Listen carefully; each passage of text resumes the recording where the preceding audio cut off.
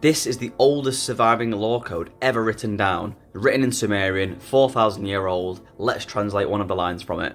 So the law code in question is known as the Code of Ur-Nammu, which from previous videos you'll know is the king who pioneered the Sumerian Renaissance period.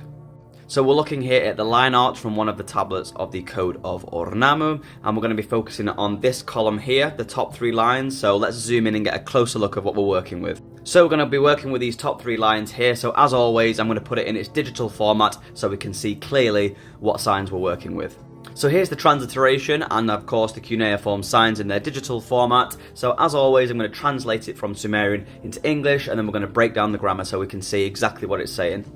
So in Sumerian it reads, Udba tukumbi, Lusangesh binra, lubi igazedam. So first up we have Uba or Udba. So Ud is the word for sun or day, which is the same cuneiform sign here as the sun god Utu or Shaman. And then we have Ba, so which is essentially taking a locative meaning, so it means on that day or at that time.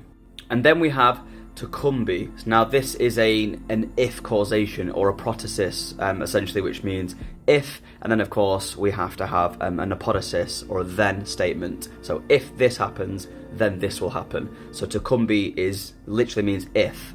So then we have Lu'u, or the tablet actually looks like this sign could be Ulu as well, which so Lulu, which literally would mean man in both cases.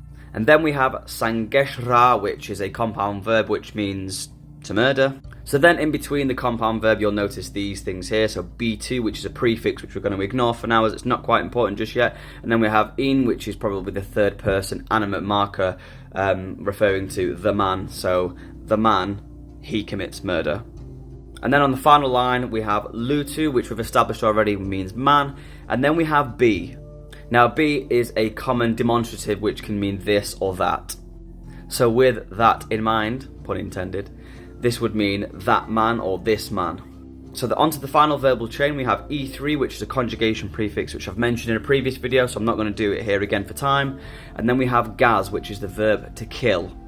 And then we have the E or the A imperfective inflection. So in Sumerian you don't really have past and present, you have what we call now imperfective and perfective. So if imperfective is like, think of it as an ongoing action, it's imperfect, it's not completed, and perfective is past tense or it's been completed, it's an action that's happened already. And then finally we have Dam, which is an old Sumerian version of the enclitic copula.